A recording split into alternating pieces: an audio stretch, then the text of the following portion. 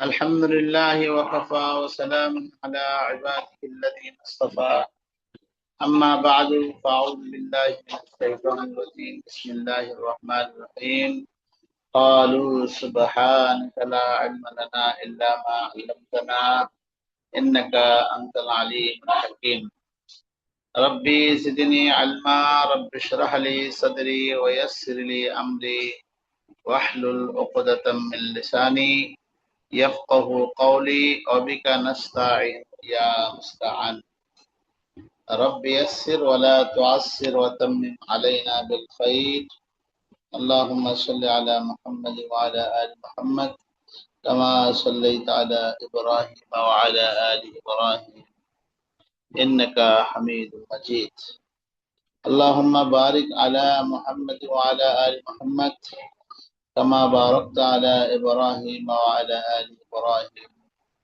إنك حميد مجيد الجامعة الإسلامية دار العلوم বাংলাদেশ দারুল ইফতার সম্মানিত উলামায়ে হযরতগণ, আশা করি আপনারা সকলে ভালো আছেন। আলহামদুলিল্লাহ, আপনাদের দোয়ার ও বরকতে আল্লাহ তাবারক ওয়া তাআলার রহমতে আমিও ভালো আছি আলহামদুলিল্লাহ আলা কুল্লি হাল। আজকে আমাদের নির্ধারিত ক্লাস আল আশবা ওয়ান নাযায়ের এই কিতাবের আমাদের আলোচনা হবে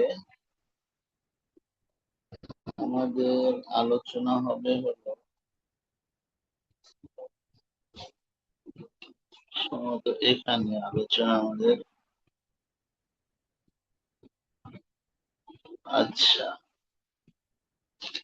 আলোচনা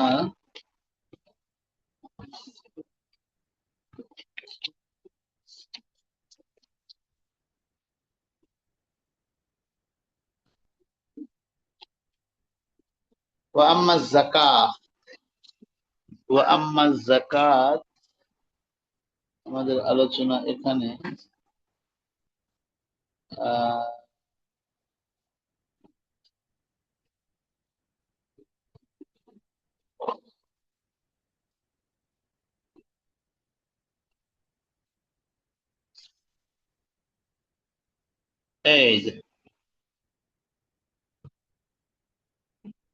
এই জায়গায় আমাদের আলোচনা।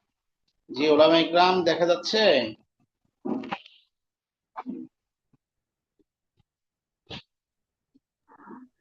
জি হুজুর, দেখতে পারতেছি। জি, আমাদের আলোচনা এখান থেকে আলহামদুলিল্লাহ দেখতে পারতেছি। জি জি দেখা যায়। হ্যাঁ, একটু বড় করে দিই। হ্যাঁ জি দেখা যায়। একটু বড় করে দিচ্ছি, আরো ভালো দেখতে পারবেন। وأما الزكاة فلا يصح أداؤها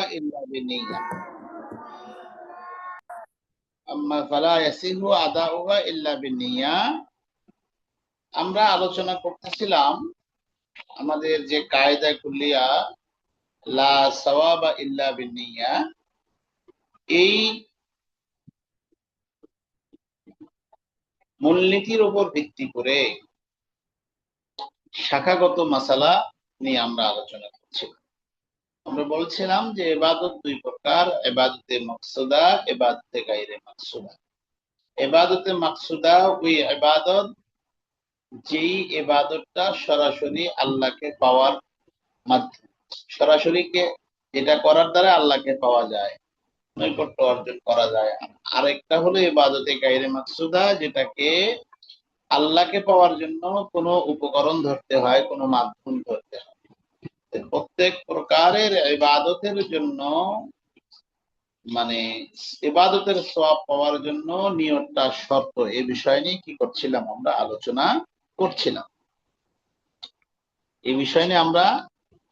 করছিলাম। দেখেন, এখানে যাকাতের কথা বলা হয়েছে। যাকাত এটা যেহেতু ইবাদতে মাকসুদা, সুতরাং যাকাত আদায় করতে হলে নিয়ত লাগবে। যদি কোনো ব্যক্তি যাকাত আদায় করতে গিয়ে নিয়ত না করে তাহলে তার ইবাদতটা সহি হবে না। যাকাত শব্দের শাব্দিক অর্থ হলো বৃদ্ধি পাওয়া। যাকাত শব্দের শাব্দিক অর্থ হলো বৃদ্ধি পাওয়া, পবিত্র হওয়া। আর শরীয়তের পরিভাষায় যাকাত বলা হয় যে নির্ধারিত ব্যক্তিবর্গকে নির্ধারিত সম্পদের মালিক বানিয়ে দেওয়াকে যাকাত বলা হয়। নিয়তের ব্যাপারে যাকাতের হুকুম নিয়ে মূলত অন্য অন্য ইবাদতের মাকসুদার মতোই আর কি। যেহেতু যাকাত এটা ইবাদতের মাকসুদা, সুতরাং যাকাত নিয়ত ছাড়া আদায় হবে না। মাযহাবের মানে নির্ভরযোগ্য অভিমত বা নির্ভরযোগ্য কওল হলো যে যদি কোনো ব্যক্তি যাকাত জোর করে উসুল করে নেয়, সেই ক্ষেত্রে মাযহাবী উলামায়ে ইকরাম বলছেন যে সেটা যাকাত আদায় হবে। পক্ষান্তরে কাজী ইস্তেজাবি রাহিমাহুল্লাহ তাআলা উনি বলেছেন যে কেউ যদি যাকাত আদায় করতে অস্বীকার করে, সেই ক্ষেত্রে শাসক যিনি, দেশের যিনি রাজা, শাসক তার কাছ থেকে জোর করে গ্রহণ করে যাকাত খেতে করবে, তার কাছ থেকে যাকাতের মাল গ্রহণ করে সেই মাল যাকাতের খাতে ব্যয় করবে, সেই মাল যাকাতের খাতে ব্যয় করবে। তো শাসক কর্তৃক জোরপূর্বক গ্রহণ করাকে এটা মালিকের স্বেচ্ছায় আদায় হিসাবে গণ্য করা হবে। কারণ ইমামের গ্রহণ করার অধিকার আছে, অর্থাৎ শাসক যিনি উনি ইমাম আর কি, তো শাসক যিনি ওনার গ্রহণ করার জোরপূর্বক গ্রহণ করার অধিকার আছে। তবে আল্লামা ইসবেজাবি রহিমাহুল্লাহ তাআলা এই মতটা এইটা একটা দুর্বল মত, এটা একটা কি মত? দুর্বল মত। এবং এই মাযহাবের উপর কি নয়, ফতোয়া নয়। মুহিত একটা কিতাব আছে, মুহিতে বোরহানি, সেই কিতাবের তথ্য অনুযায়ী সমাধান হলো যে কেউ যাকাত আদায় করতে যদি অস্বীকার করে, তাহলে যাকাত উসুলকারী যিনি যাকাত উসুল করেন, জোর করে তার কাছ থেকে যাকাত উসুল করবে না, বরং বিচারক তাকে ফরমান জারি করবেন, তাকে বন্দী করা হবে এবং তাকে বন্দী করে জেলখানায় রাখা হবে, বাধ্য করা হবে, বাধ্য করে সে কি করে, নিজের থেকে যেন কি করে যাকাতটা আদায় করে। এটা হলো মুহিতে বোরহানি একটি কিতাব, সেই কিতাবের মধ্যে এই কথাটি কি আলোচনা আছে। কারণ জোর করে যদি উসুল করে তাহলে স্বেচ্ছায় সেটা আদায় হয় না, আর যদি স্বেচ্ছায় যাকাতটা আদায় না হয় তাহলে সেই যাকাত আদায় হবে না। স্বেচ্ছায় যদি আদায় না করে তাহলে সে যাকাতটা আদায় হবে না। দেখেন, ইবারতের সাথে আমি আপনাদেরকে মিল করে দিচ্ছি, এর আগে আপনাদেরকে বিষয়টা বিশ্লেষণ করে দিলাম যাতে করে ইবারতের মধ্যে আপনাদের বুঝতে সহজ হয়। আম্মা যাকাতু ফালা ইয়াসিহু আদাউহা ইল্লা বিন্নিয়াহ। যেহেতু যাকাত এটা ইবাদতে মকসুদা, সুতরাং ইবাদতে মকসুদা হওয়ার কারণে যদি কোনো ব্যক্তি নিয়ত ছাড়া যাকাত আদায় করে তাহলে তার যাকাতটা সহি হবে না। কি হবে না? ফালা ইয়াসিহু আদাউহা, তার আদায় সহি হবে না ইল্লা বিন্নিয়াহ, নিয়ত ছাড়া।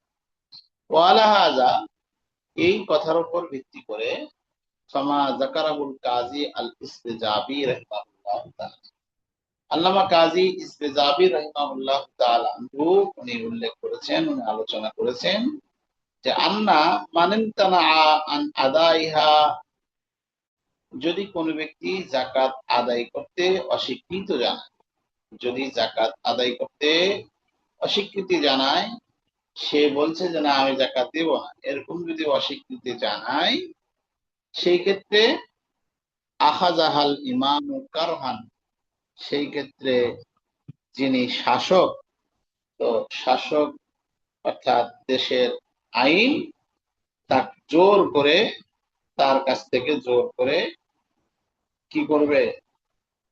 জাকাতের টাকা গ্রহণ করে জাকাতের খাতে ব্যয় করবে। আখাযাহাল ইমাম কারাহান ওয়া ওয়াযাহা ফি আহলিহা ওয়া ওয়াযাহা ফি আহলি, কারণ সে তো তার আহাল, অর্থাৎ এটা তার পক্ষ থেকে আদায় হবে। ওয়া ওয়াযাহা আদায় হয়ে যাবে, ফি আহলিহা তার পক্ষ থেকে, যে শাসক সেটা জোর করে আদায় করে।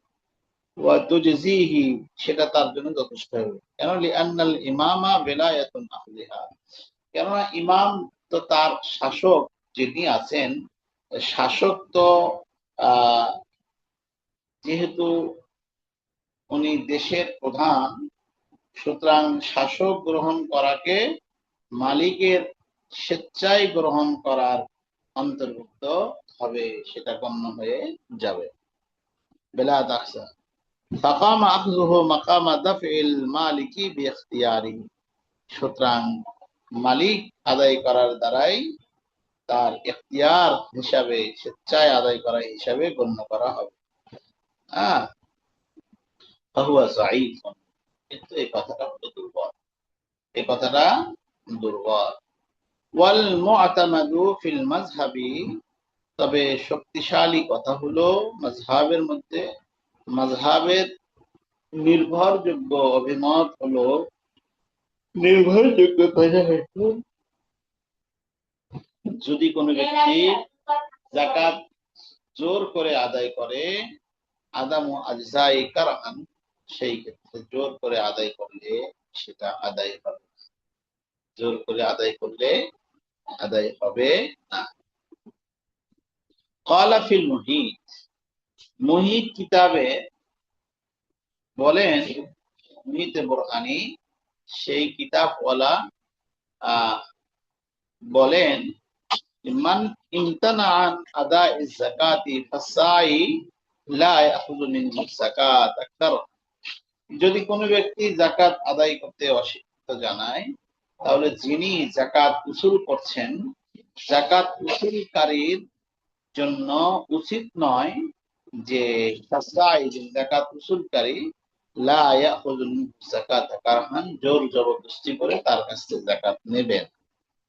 ওয়ালাউ আখাযা লা ইয়াকাউ আনিজ যাকাতি লিকাউনিহা বিলা ইখতিয়ার, যদি জোর জবরদস্তি করে যাকাত আদায় করে নেয়, তাহলে সেটা তার পক্ষ থেকে যাকাত আদায় হবে না, কারণ সেটা তো ইচ্ছার বহির্ভূত কাজ হয়ে গেল। ওয়ালাকিন ইউজমিরু বিল হাবসি লিওয়াদ্দা বিনাফসিহি, সেক্ষেত্রে একটা কাজ করতে পারে, সেটা হলো তাকে জেলখানায় বন্দী করবে। ওয়ালাকিন ইউজমিরুহু, তাকে জোর জবরদস্তি করবে, তাকে বিল হাবসি অর্থাৎ জেলখানায় রেখে দিবে, যাতে করে লিওয়াদ্দা বিনাফসিহি, সে নিজে নিজেই যাকাত আদায় করে। ইন্তাহা বলে বুরহানি মুহিতে বুরহানির আলোচনা শেষ করলেন। وخرج عن اشتراطها لها ما إذا تصدق بجميع النساب بلا نية, এখানে আরেকটি কথা মুসান্নিফ রাহমাতুল্লাহ আলাইহি বলতে চাচ্ছেন যে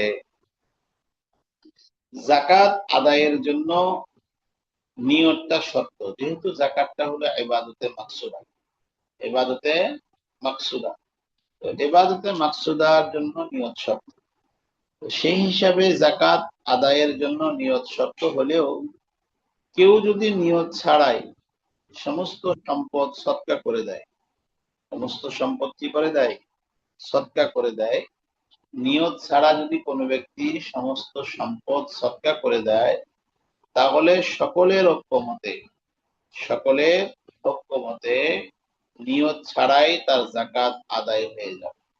দেখা গেল কোনো ব্যক্তি যদি নিয়ত ছাড়াই সমস্ত সম্পদ সৎকা করে দেয়, সেই ক্ষেত্রে সকলের মতামতের ভিত্তিতে নিয়ত ছাড়াই সেটা যাকাত আদায় হয়ে যাবে। তবে কেউ যদি কিছু সম্পদ যাকাতের নিয়ত ছাড়া সৎকা করে, কেউ যদি কিছু সম্পদ যাকাতের নিয়ত ছাড়া কি করে, সৎকা করে দেয়, তাহলে সেই ক্ষেত্রে যাকাত আদায় হওয়ার ব্যাপারে ফুকাহায়ে কেরামের মধ্যে কি রয়েছে, একটু মতানৈক্য আছে। ইমামে আবু ইউসুফ রাহিমাহুল্লাহ তাআলা ইমাম আবু ইউসুফ রাহিমাহুল্লাহ তাআলা উনি বলছেন যে তার যাকাতটা আদায় হবে। ইমাম মুহাম্মদ রাহিমাহুল্লাহ তাআলা বলেন যে সদকাকৃত সম্পদের যাকাত তার কাছ থেকে রহিত হয়ে যাবে। হ্যাঁ, অর্থাৎ যে পরিমাণ সম্পদ সদকা করেছে ওই পরিমাণ সম্পদের যাকাত তাকে দিতে হবে না। আচ্ছা, এই কথাই মুসান্নিফ রাহমাতুল্লাহ আলাইহি বলতে চাচ্ছেন এখানে যে ওয়া খারাজা আন ইশতারাতিহা, বের হয়ে যাবে শর্ত থেকে, লাহা, তার শর্ত থেকে বের হয়ে যাবে। কার শর্ত থেকে? ওখানে শর্ত করেছিল যে যাকাত আদায়ের জন্য নিয়ত করাটা শর্ত, কিন্তু এই জায়গায় শর্ত থেকে সেটা কি হয়ে যাবে? বের হয়ে যাবে। ইজা তাসাদ্দাকা, যদি কোনো ব্যক্তি সদকা করে, বিজামিইন নিসাব বিলা নিয়ত, নিয়ত ছাড়া যদি সমস্ত সম্পদ সদকা করে দেয়, তাহলে সেই ক্ষেত্রে এখানে নিয়তের আর প্রয়োজন নাই, এখানে নিয়ত থেকে সেটা বের হয়ে যাবে। কেন? ফাইনাল ফরজা ইয়াসকুতু আন, ফরজটা এখানে সাকেত হয়ে গেছে। কি হয়েছে? ফরজ সাকেত হয়ে গেছে। ওয়াখতালাফু ফি সুকুত যাকাতিল বা'দ, কিন্তু যদি তার সম্পদের কিছু অংশ সদকা করে, তাহলে এই সদকাটা যাকাত থেকে বের হবে কি হবে না, এইটা নিয়ে ফুকাহে ইকরামের মধ্যে ইখতিলাফ। ফাকালু, কেউ কেউ বলেন তুশতারাতু নিয়াতুত তিজারা ফিল উরুস। আচ্ছা, ইদা তাসাদ্দাকা বিহি। ফাকালু, এই ওয়াকালু বলে আবার আরেকটা কথা বলেছেন এখানে, দেখেন।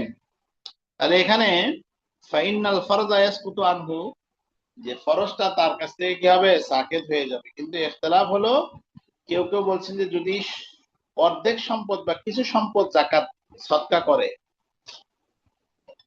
সেই ক্ষেত্রে ইমাম আবু ইউসুফ রহমতুল্লাহ আলাইহি বলছেন যে যাকাত আদায় হবে না। আর ইমাম মুহাম্মদ রহমতুল্লাহ আলাইহি বলেন যে যেই মালটা সদকা করছে ওই মালটা বাদ দিয়ে বাকি যে অংশটুকু আছে সেই অংশটুকু তাকে যাকাত দিতে হবে, ওইটার আর যাকাত দিতে হবে। ওয়াকালু তুশতারাতু নিয়াতুত তিজারাতি ফিল উরুস, এই কথা বলে মুসান্নিফ রাহমাতুল্লাহি আলাইহি আরেকটি বিষয়ের দিকে যাচ্ছেন। সেটি হলো যে যদি কোনো ব্যক্তি ব্যবসার নিয়ত করলেই, কোনো মালে শুধু ব্যবসার নিয়ত করে, কেবল ব্যবসার নিয়ত করলেই যাকাত আসবে না। দেখেন, আপনাদের বুঝতে হবে যে যাকাত সাধারণত 6টি মালের উপর আসে, 6টি পণ্যের উপর যাকাত আসে।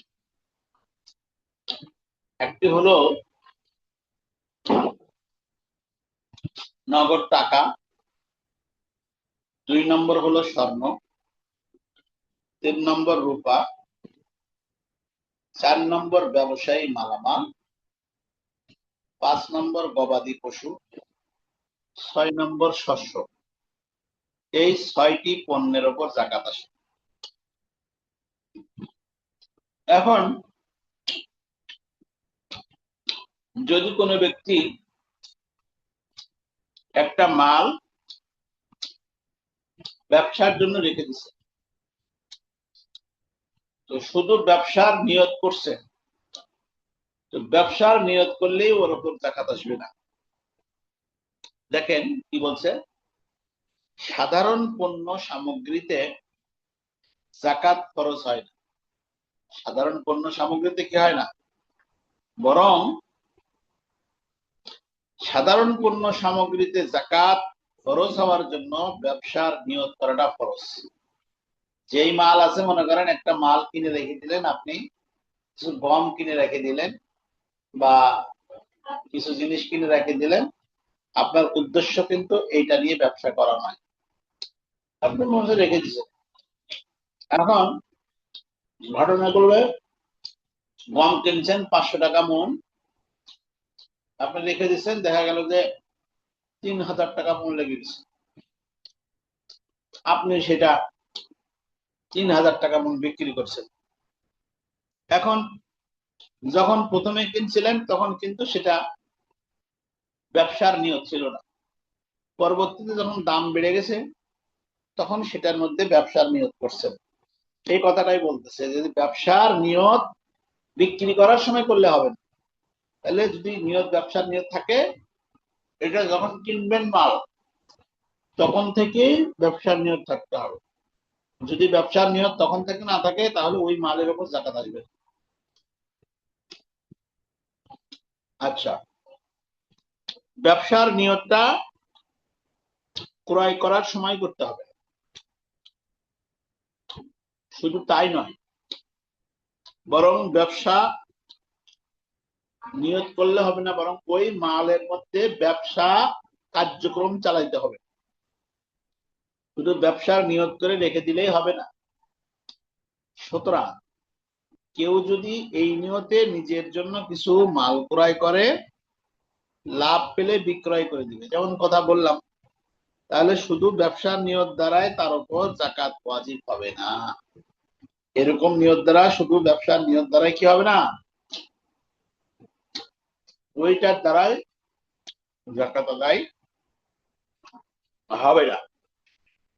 এই কথাটাই মুসান্নিফ রহমতুল্লাহ আলাই এই জায়গায় বলতেছে,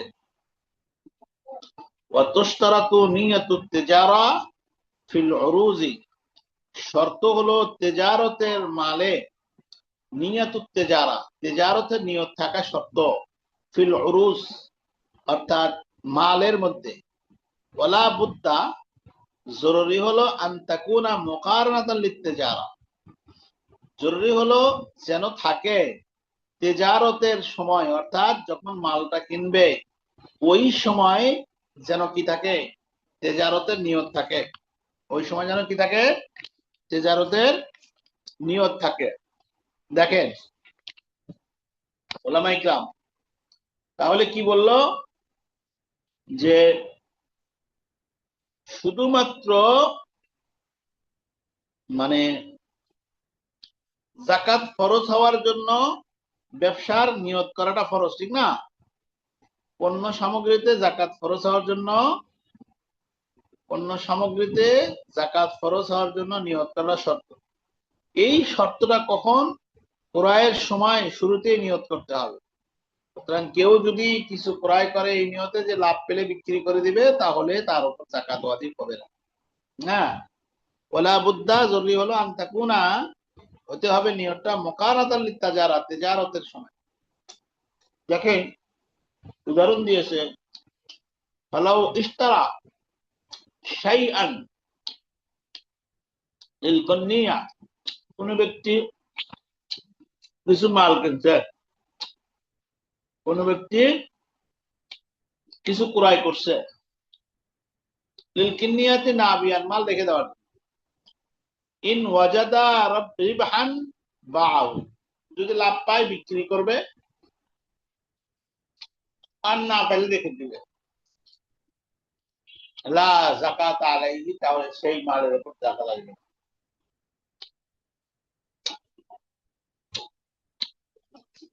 সেই মালের উপর যাকাত আসবে না। তাহলে কি বোঝা গেল, শুধু মালের মধ্যে যাকাতের নিয়ত করলেই যাকাত আসবে না, বরং যখন সে মালটা ক্রয় করছে ওই সময় মালটাতে যাকাতের নিয়ত করতে, ব্যবসার নিয়ত করতে হবে, এবং নিয়তের পাশাপাশি ওই মালটা ব্যবসায়ী কাজে খাটাইতে হবে। যদি নাকি ব্যবসায়ী কাজে খাটায়, ক্রয় করার সময় ব্যবসার নিয়ত করে, তাহলে সেই মালের উপর যাকাত আসবে, নচেত সেই মালের উপর যাকাত আসবে না।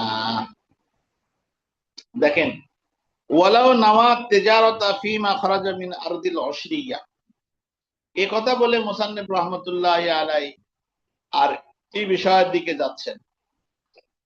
ওলামা ইকরাম আমার সাথে কি আছেন আপনারা? জি হুজুর, আছি ইনশাল্লাহ। আচ্ছা আচ্ছা আচ্ছা। আমি একটু মাথাটা ব্যথা করতেছে, অল টাইম দোয়া করেন, এই জন্য ধীরে ধীরে কথা বলতেছি আর। জি আমানিল্লাহ উস্তাদ জি, আস্তে আস্তে পারেন, অসুবিধা নেই। হ্যাঁ, দেখেন, ওয়ালাউ নাও আত-তিজারা ফি মাখরাজ মিন আরদিল উশরিয়া আবিল খারাতিয়া, এই কথা বলে মুসান্নিফ রহমতুল্লাহি আলাইহি আরেকটি বিষয়ের দিকে যাচ্ছে, যে ওই যে জমি বাংলাদেশে দুই ধরনের আছে, একটাকে বলা হয় খেরেজি জমি, আর একটাকে বলা হয় উশরি জমি। দেখেন, ব্যবসায়ী যে মালামাল, আমি বলেছিলাম যে যাকাত ফরজ হওয়ার জন্য 6টা মাল লাগবে, এই 6 পণ্যের উপর যাকাত আসে: টাকা পয়সা, ব্যবসায়ী মালামাল, স্বর্ণ রূপা, গবাদি পশু আর শস্য। এই শস্যের মধ্যে জমিন থেকে দুই প্রকারের জমিন আছে। এই দুই প্রকারের জমিনের মধ্যে এই দুই প্রকারের জমিনের মধ্যে এক প্রকারের জমিনকে বলা হয় উশরি জমি, আরেক প্রকারের জমিনকে বলা হয় খেরিজি জমি। উশরি জমি আর খেরিজি জমি কাহাকে বলা হয়? যে পূর্বপুরুষ থেকেই যে জমি মুসলমানদের মালিকানায় ছিল, যেই জমির মালিক পূর্বপুরুষ থেকেই মুসলমানরা ছিল, এবং মাঝখানে সেটা কখনো অমুসলিমদের হাতেও যায়নি। জমিটা পূর্বপুরুষ থেকে মুসলমানদের কাছে ছিল, মাঝখানে কোনো কারণবশত অমুসলিমদের হাতেও যায়নি। এই সমস্ত জমিগুলোকে বলা হয় উশরি জমি। এগুলোকে কি বলা হয়? উশরি জমি। আর এই সমস্ত জমিনের মধ্যে যদি আসমানের পানি দ্বারা চাষ হয়, তাহলে 10 ভাগের 1 ভাগ দিতে হবে। দেখা গেল এক জমিতে উশরি জমি, সেই উশরি জমির পানি আসমানের পানি দ্বারা যদি চাষ হয়ে থাকে, তাহলে 10 মণ ধান হলে আপনাকে 1 মণ ধান ওষুধ দিতে হবে। ওই ওষুধটাকেই বলা হয় যাকাত। ওই ওষুধটাকে বলা হয় যাকাত। ওলামা ইকরাম কথা বুঝছেন? এই জমিটা যদি উশরি হয়ে থাকে, তো বাংলাদেশের জমি মনে হয় উশরি নয়। আর খেরেজি জমি বলা হয় যে পূর্বপুরুষ থেকেই যেই জমি অমুসলিমদের মালিকানায় ছিল, পূর্বপুরুষ থেকেই যে জমিটা অমুসলিমদের মালিকানায় ছিল কিংবা মুসলমানদের মালিকানায় আছে, তবে মাঝখানে মুসলমানদের কর্তৃত্ব ছিল, সেসব জমিকে খেরেজি জমি বলা হয়। যেমন আমাদের বাংলাদেশের জমিগুলো, এগুলো একটা উশরি জমি নয়, সবগুলো খেরেজি জমি, সবগুলো খেরেজি জমি। তাহলে যদি কোনো ব্যক্তি উশরি জমিতে আসমানের পানি দ্বারা চাষ করে, তাহলে 10 ভাগের 1 ভাগ যাকাত দিবে, অর্থাৎ ওষুধ দিবে। আর যদি নিজে চাষ করে, তাহলে সেই ক্ষেত্রে 20 ভাগের 1 ভাগ ওষুধ দিবে। 20 মণ হলে 1 মণ ওষুধ। 20 মণ হলে কয় মণ দিবে? 1 মণ দিবে। এটাকে বলা হয় উশরি আর খেরি। আচ্ছা, এ কথাটাই বলতেছে, ওয়ালাউ নাওয়া আত-তিজারাতা ফীমা খারাজা মিন আরদিল উশরিয়া আবিল খিরাজিয়া আবিল মুস্তাআজিরা আবিল মুস্তাআরা লা যাকাতা আলাইহি, লা যাকাতা আলাইহি। বলছে, যদি উশরি জমি, খেরজি জমি, তারপরে ভাড়ায় নেওয়া জমি, তারপরে ধার নেওয়া জমি তে ব্যবসার নিয়ত করে কোন ব্যক্তি যদি কি করে, উশরি জমির মধ্যে, খেরজি জমির মধ্যে মুস্তাআজারা অর্থাৎ যেটা ভাড়া নেয়, তো ভাড়া নেওয়া জমি, তারপরে ওয়াল মুস্তাআরা অথবা ধার নেওয়া জমিতে যদি কোনো ব্যক্তি কি করে, ব্যবসার নিয়ত করে, তাহলে সেই ব্যবসা নিয়ত করলে ওই সম্পদের উপর যাকাত ওয়াজিব হবে না। এই কথাই বলছে ওয়ালাও নাওয়াত তেজারা, যদি কোনো ব্যক্তি তেজারতের নিয়ত করে, ফিমা ওই সমস্ত বিষয়, কোন বিষয়ে, যে মিন আরদিল উশরিয়া আবিল খেরাজিয়া আবিল মুস্তাআজারা আবিল মুস্তাআরা লা যাকাত আলাইহি, ওই কথাটাই বলতেছে যে ফিমা খারাজা মিন আরদিল উশরিয়া, ফিমা খারাজা, যেহেতু এইগুলোর মধ্যে যাকাতের নিয়ত করলে যাকাত আসবে না, সুতরাং এখানে এই জিনিসগুলো যাকাত থেকে বের হয়ে গেছে, যাকাত থেকে গিয়েছে বের। ওয়ালাউ কারানাতিন মা লাইসা বাদালা মাল মালুন বিমালিন, ওয়ালাউ কারানাত মা লাইসা বদলি বদলা মালি বিমালি, এখানে আরেকটা কথা বলছেন যে যদি দেখি, দেখা গেল যে মালের বিনিময় হেবাকৃত মাল, কিসের মাল, হেবাকৃত মাল, হ্যাঁ, ওয়ালাউ কারানাত মা লাইসা বাদালা মালিন বিমাল কাল হেবাতি ওয়াস সাদকাতি ওয়াল খালি ওয়াল মাহরি ওয়াল ওয়াসিয়া লা তাসিহু আলা সহিহ, লা তাসিহু আলা সহিহ।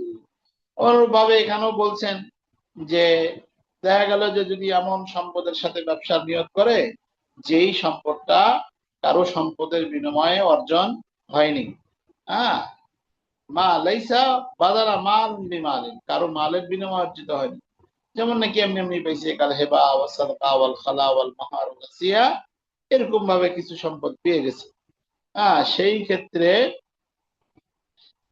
তাহলে সঠিক অভিমত অনুযায়ী ব্যবসার নিয়ত সেখানে কি হবে না, সহি হবে, ঠিক আছে না, সেখানে লা তাসিহু আলা সহিহ, সহি মত অনুযায়ী সেখানে ব্যবসার নিয়ত সহি। অফিস সাইমা লা বুদ্দা মিন কাসদি ইসামাতি লিদ-দুররি ওয়ান নাসলি আকসারুল হাউল ফাইন কাসদা বিহি তিজারা ফাফিহা যাকাতুত তিজারা। এখানে আরেকটি কথা মুসান্নিফ রাহমাতুল্লাহি আলাইহি বলছেন, ওই যে 6 প্রকারের পণ্যের মধ্যে যাকাত যে আসে, তো 6 প্রকারের পণ্যের মধ্যে এক প্রকারের পণ্য হলো গবাদি পশু, এক প্রকারের পণ্যকে গবাদি পশুর মধ্যে যাকাত আসে। এখন গবাদি পশু দুই ভাগে বিভক্ত, গবাদি পশু কয় ভাগে বিভক্ত, দুই ভাগে বিভক্ত।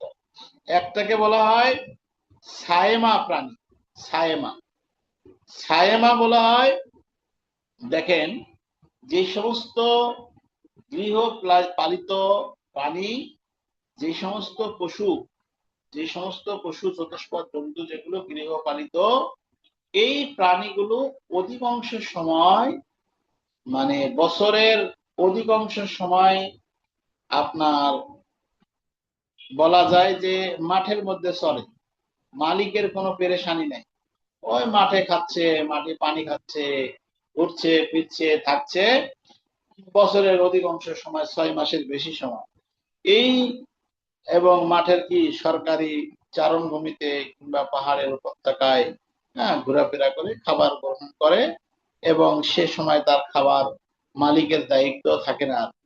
তো এই সমস্ত প্রাণীকে সায়েমা বলা হয়, এই সমস্ত প্রাণীকে কি বলা হয়, সায়েমা বলা হয়।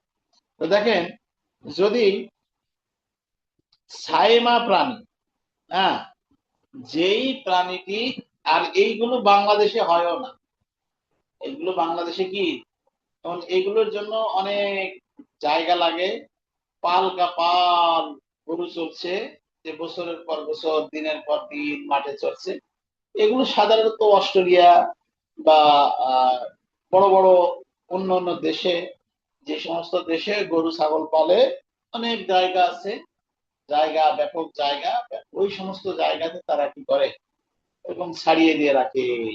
তো এরকম পশু যদি কোনো ব্যক্তি থাকে, তাহলে সেই ক্ষেত্রে ওই পশুগুলোর উপর যাকাত আসবে, কিন্তু আমরা যেই পশু লালন পালন করি বাংলাদেশে, খামার বানি, পশুর উপর, আমাদের খামারের উপর, খামারের পশুর উপর জাকাত আসবে না। হ্যাঁ, তবে ওই খামারের পশুগুলোকে ব্যবসায়ী মালামাল ধরে যত টাকা হবে, দেখা গেল একটা গরুর দাম 1,00,000 টাকা, সেই ক্ষেত্রে গরুর উপর জাকাত আসবে না, বরং গরুর মূল্যের উপর ধরে, গরুর মূল্যকে ব্যবসায়ী পণ্য হিসেবে ধরে ওইটার উপর কি আসবে? জাকাত আসবে।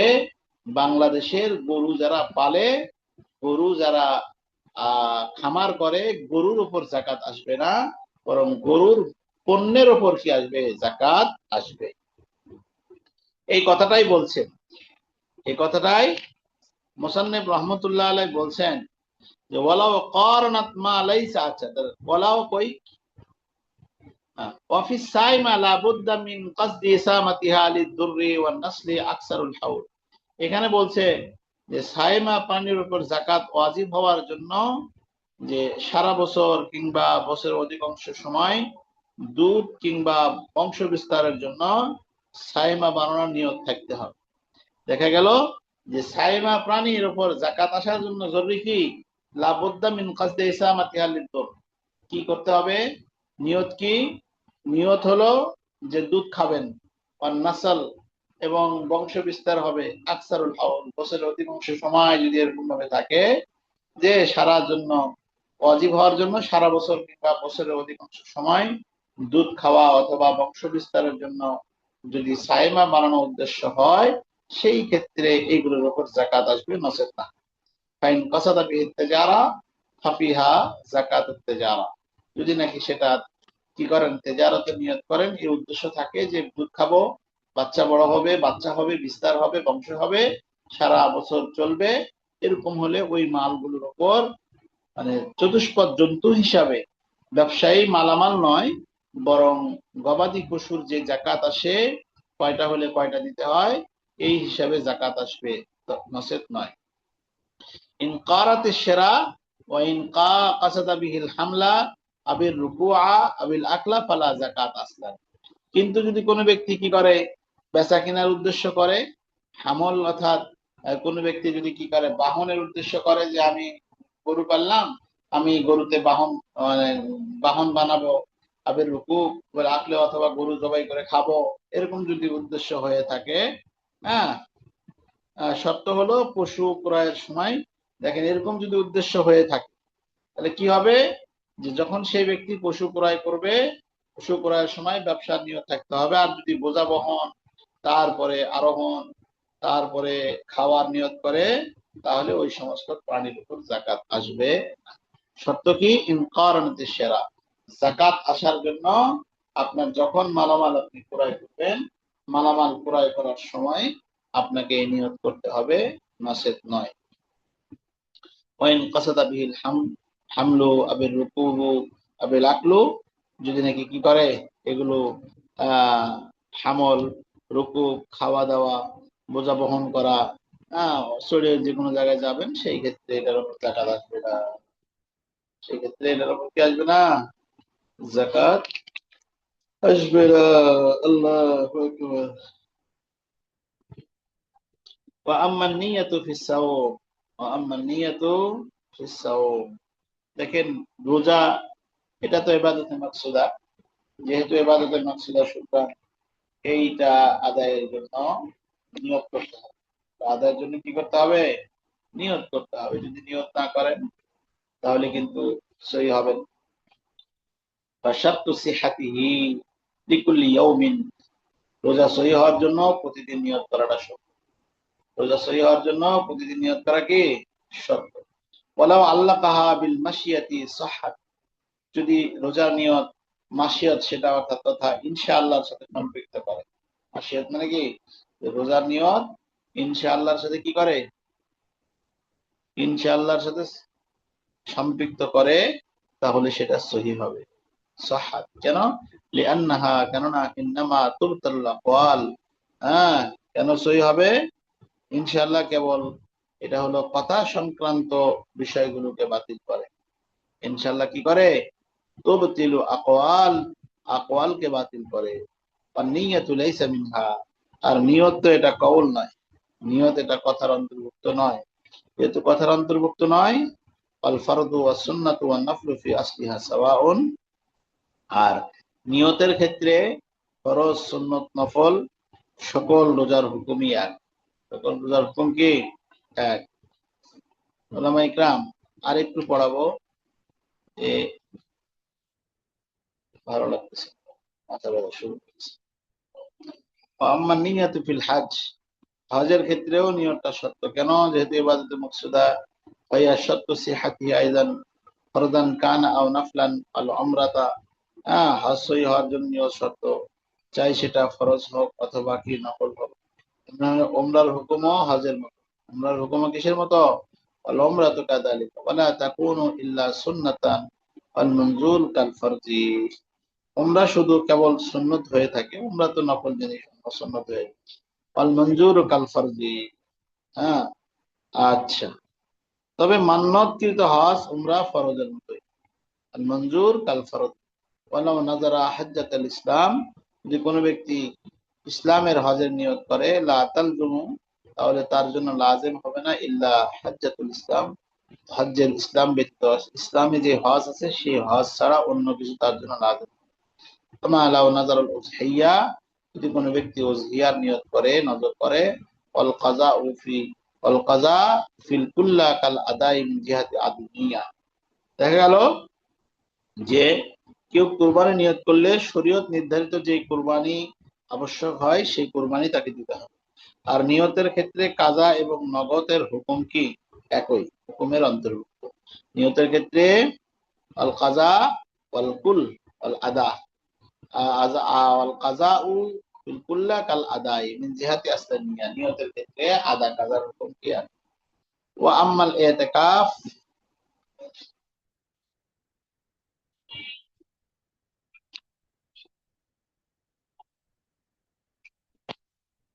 আচ্ছা এই বলে শেষ করে দিচ্ছি।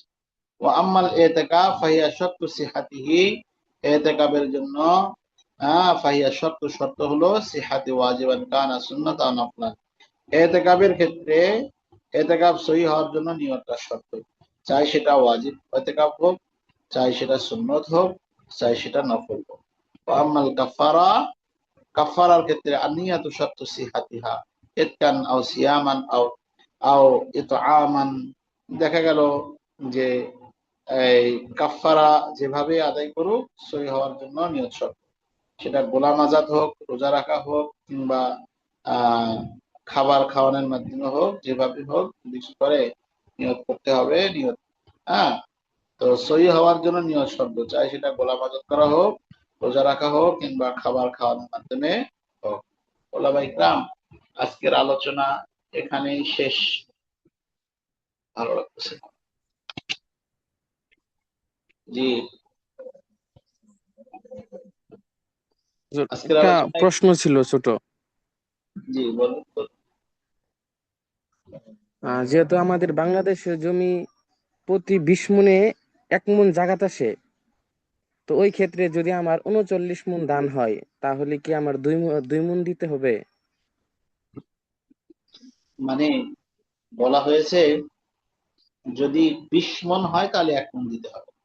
আর যদি আপনার জি এই পানিটা মানের পানি নয়, নিজের পানি দ্বারা যদি চাষ হয়, যেমন বোরো জমিগুলো, ঠিক আছে, জি বোরো মৌসুমে, আর বাংলাদেশের জমি তো খেরে উর্বর জমি নয়, ঠিক আছে, উর্বর জমি, জি যাই হোক, যাকাত না দিলে কিছু হবে না, সমস্যা নেই, যেরকম কোরবানি যে খাইলেও কিছু হবে না। এই কথা বলা যাবে না সবার সামনে। তাহলে আমাদের বাংলাদেশ, ওস্তাদ জি, একটা আমাদের উর্বর জমি, বাংলাদেশের জমির ক্ষেত্রে জাকাত না দিলেও, সমস্যা নাই, জি জি, কিন্তু এই কথা এটা আর বলা যদি যাবে মন না। থেকে কিছু দিলাম তাহলে সেটা, ভালো, আলহামদুলিল্লাহ, গরিবরা উপকৃত হলো। জি ওস্তাদ, তাহলে ওইটা নির্ধারণ করে আমাদের দেওয়ার দরকার নাই। না, না দেওয়ার দরকার নাই বলবো না, দেওয়ার দরকার নাই এই কথা বলবো। আসলে হ্যাঁ, উস্তাদ জি, আমি যেটা বোঝাতে চাইছিলাম যে 20 মণে 1 মণ এইভাবে নির্ধারণ করে দেওয়ার দরকার নাই, আমার মনে যা চাইলো তা দিয়ে দিলাম। না না না, তাহলে তো সুযোগ পেয়ে গেল। তাহলে আমাদের দেওয়ার সিস্টেমটা কি? 10 মনে 1 মন, 20 মনে 1 মন। অশ্রি হলে 10 মনে 1 মন। আসমানের যে পানিতে হলে আমাদের 10, জমি যাতে উঠবে না। আসমানের পানিতে 10 মনে 1 মন, আর নিজের পানিতে 20 মনে 1 মন। অবশ্যই দিবেন। তাহলে যদি আমার 39 মন হয় তাহলে ওই ক্ষেত্রে কি হবে? এক সাহাবী এক সাহাবী মানে এই কিরাম যে স্ত্রীর সাথে এই জেমা করে বসছে। জি স্ত্রীর সাথে জেমা করে বসছে হলো এই অবস্থায়, নাপাক অবস্থায়। তো নাপাক অবস্থায় জেমা করে বসছে, এখন ওর কাফারা লাগবে এই কাজ করছে কেন? না সরি, এই রোজা থেকে এই ঘটনা ঘটে গেছে।